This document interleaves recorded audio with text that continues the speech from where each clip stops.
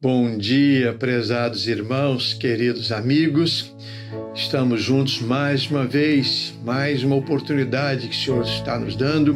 Espero que você tenha tido uma boa noite de descanso e agora com a sua família está planejando, mais um dia de trabalho.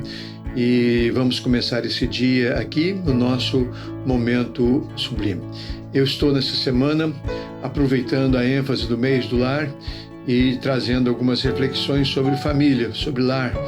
E é sem dúvida uma oportunidade maravilhosa para todos nós, que todos nós temos, para pensar e refletir sobre as nossas famílias, sobre como está a minha performance dentro da minha casa, como tem sido o meu testemunho, como tem sido a minha fé relacionada à minha família, como tem sido o meu amor voltado para os meus familiares. Será que eu tenho agradado a Deus com o meu estilo de vida?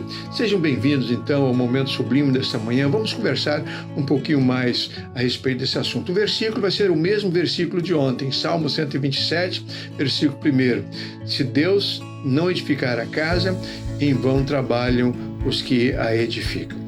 Esta é a palavra de Deus. Não adianta nada você se esforçar, como diz lá o salmista, repousar tarde, acordar de madrugada, fazer serão, procurar colocar dinheiro dentro da sua casa, alimento na sua casa, se Deus não estiver edificando sua família. Serão em vão os nossos esforços. Essa é uma experiência que eu tenho tido e é uma lição que eu tenho aprendido ao longo da minha vida. Quanto mais em comunhão eu estou com Deus, estreita a minha relação com o Senhor, melhor pai, melhor esposo eu me apresento. Então é assim que funciona, Se Deus não edificar a casa, em vão trabalham os que a edificam. Ontem nós falamos sobre o porquê que Deus edificou a família.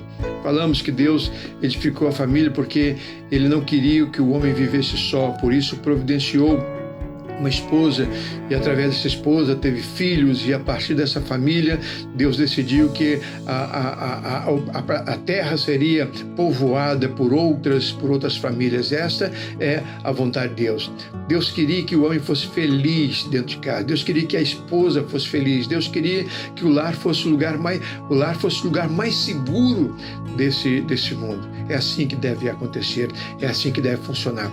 Eu me lembro que eu estava no hospital com uma filha e que estava lá com o neto, e o neto chorava muito. Ele ia precisar levar uma injeção na veia, e ele estava muito nervoso, ele gritava muito, esperneava, e quando eu cheguei, ele se abraçou com a mãe e ele falava: me leva para casa, mãe, me leva para casa, mãe, me leva para casa. Naquele momento, enquanto ele falava me leva para casa, eu fiquei pensando o quanto a casa naquele momento representava para ele um lugar seguro, um lugar sem dores, um lugar sem enfermidade, um lugar sem injeções. O nosso lar, o lar dele, a casa dele, me leva para casa. Meu irmão, minha irmã, a sua casa, a sua residência, o seu lar representa isso para você? Representa isso para o seu cônjuge? Representa isso para os seus filhos? Quando você sai de casa, dá vontade de voltar, de retornar para casa? É assim que você se sente quando está fazendo uma viagem, Mesmo que seja uma viagem muito bem sucedida, mas aquele desejo de retornar para casa, voltar para casa. Estou voltando para casa, Que coisa maravilhosa voltar para casa. O nosso lar deve ser um lugar de alegria, de segurança, de bem-estar, de paz, um lugar de paz. É por isso que Deus tem tanto interesse em abençoar as nossas famílias, porque Ele sabe que a família vem antes da igreja.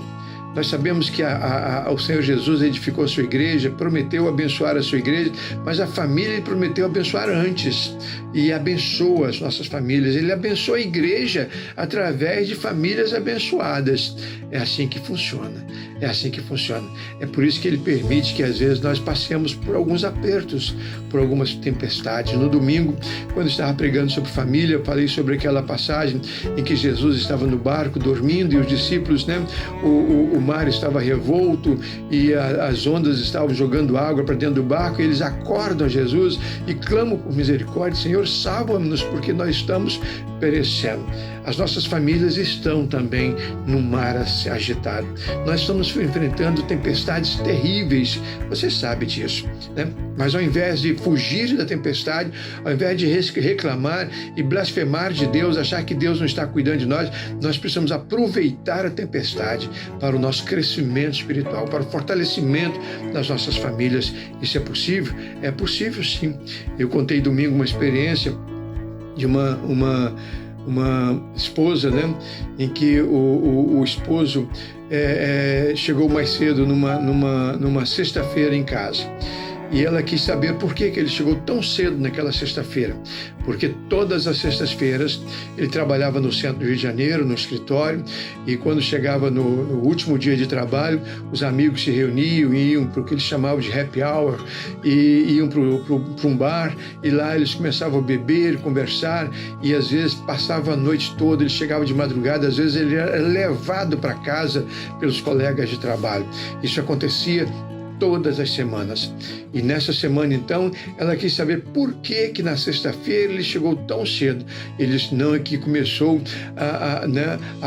uma tempestade, ameaçou a cidade, e eu fiquei com medo de perder a condução, e o Rio lá, o bairro onde eu trabalho, fica logo alagado, e muito trovão, muito relâmpago, e eu fiquei com medo. Então eu arrumei minhas coisas, peguei o primeiro ônibus que eu pus e vim para casa. E ali então ela descobriu que a tempestade fez com que o seu esposo chegasse mais cedo em casa naquela sexta-feira, e eles teriam um belo final de semana até que enfim.